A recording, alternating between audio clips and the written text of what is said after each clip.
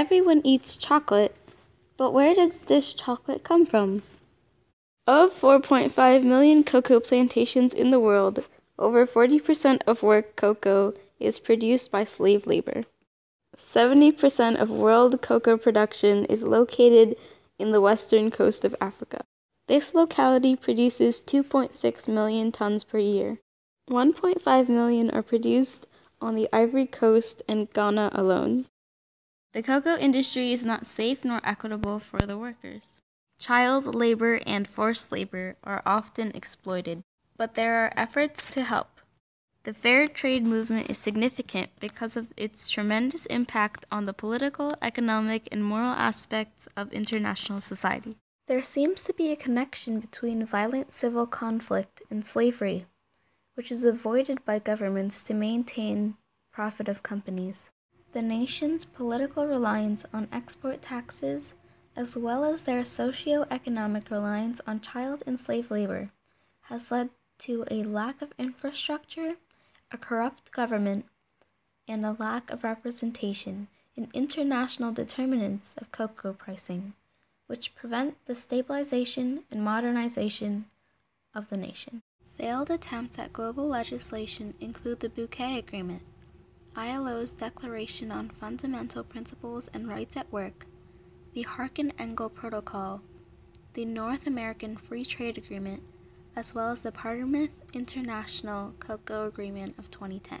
The vicious cycle of minimal enforcement mentioned at the Global Alliance Against Forced Labor starts by emphasizing the lack of clear legislation. Secondly, there are little or no resources for prosecution. Therefore, there is limited awareness and publicity. The cycle repeats because there is no pressure for clear legislation.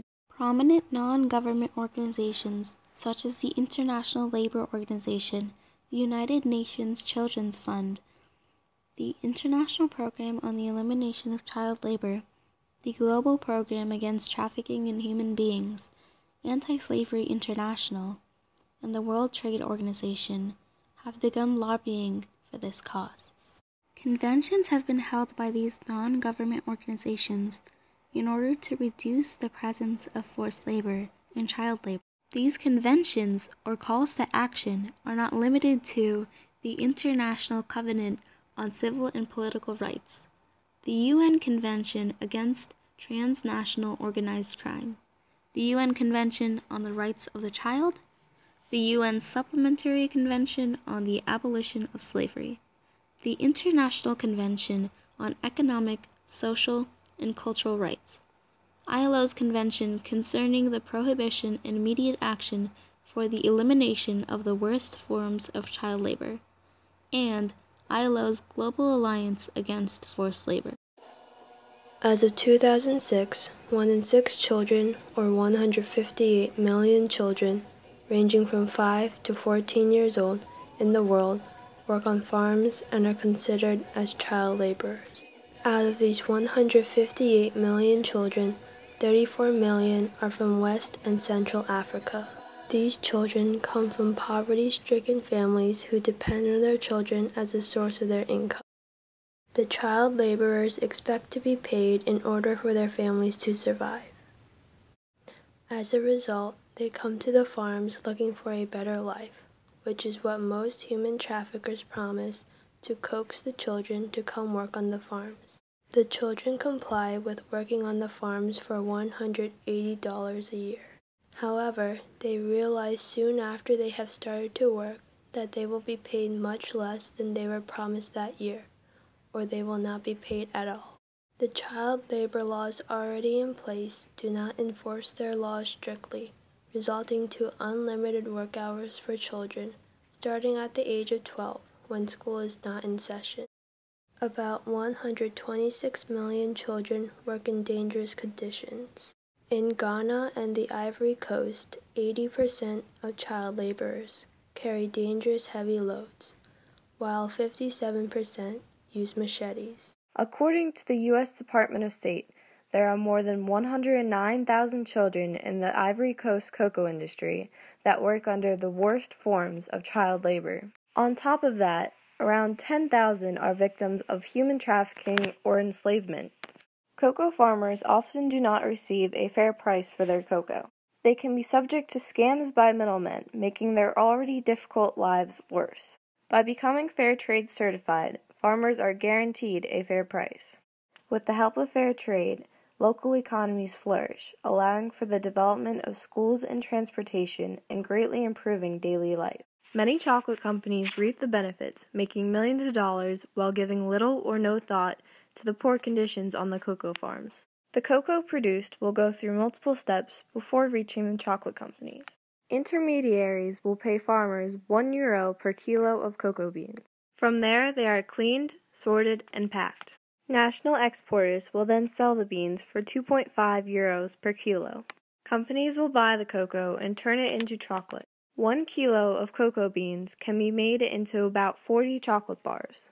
These chocolate bars will sell for an average of 80 € per bar, or €32 collectively. The world price of cocoa is mainly determined by London Financial Futures Exchange and the Intercontinental Exchange. Chocolate companies will often buy the cheaper, non-fair trade cocoa over the certified sources in order to make more of a profit. But with the recent publicity concerning the inhumane conditions on the cocoa farms, many companies are being pressured into becoming fair trade certified. Fair trade is defined as an organized social movement and market-based approach that aims to help producers in developing countries obtain better trading conditions and promote stability. It advocates the payment of higher prices to producers as well as sets social and environmental standards.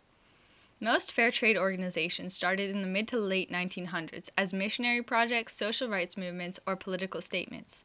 One of the first fair trade efforts was started by Edna Ruth Byler. After a trip to Puerto Rico in 1946, Byler began to sell handcrafted products in the United States in order to open a marketplace for artisans in developing countries. 30 years later, Byler's business became 10,000 Villages, a volunteer-run store that pays artisans fair prices for their products. In 1990, the European Fair Trade Association was officially recognized as an association of 10 importers throughout 9 European countries. In 1992, the Fair Trade Foundation was established as an independent nonprofit that licenses use of the Fair Trade mark on products in the UK that meet fair trade standards. And in 1997, the Fair Trade Labeling Organization was created, with the primary mission to set and coordinate international standards for fair trade labeling. For example, fair trade promotes farmers in obtaining equitable returns on their chocolate. According to Katie Barrow from Fair Trade USA in an interview conducted via email, fair trade standards prohibit the forced child labor. Regular audits help to ensure that farmers are in compliance. If the child labor is found during an audit, the farm would not pass.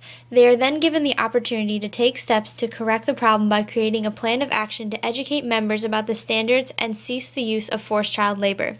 If the problem is not corrected, cooperatives risk being decertified. Children are permitted to help out on their parents' farms as long as it is not during school hours and they are not doing dangerous tasks.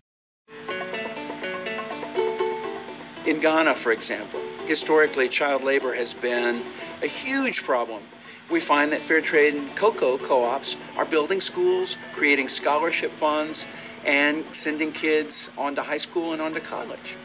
In Rwanda, we find communities that have invested in clean water and women's health. In addition, fair trade mandates that no harmful chemicals can be used on the farms. Some money goes to improvements in the localities of the farmers. $125 million was given to these places from 2002 to 2010. It increased 15% from 2008 to 2009. Fair trade has had far-reaching influences. 1.2 million producers are involved in fair trade. Not only has fair trade changed the political, economic, and moral aspects of society's thinking, but it fights for the farmers as well. Fair trade fights for the rights of the farmers in respects to their treatment, choices about labor, and economic market fairness. Though the rights of the farmers were infringed upon by those who exploit them, fair trade works, along with those who support the cause through buying, to give them a better life. Those who exploit the farmers are not fulfilling their responsibilities as both human beings and as employers to give the workers the quality of life they need and deserve. It then becomes the responsibility of fair trade and the public to support these farmers.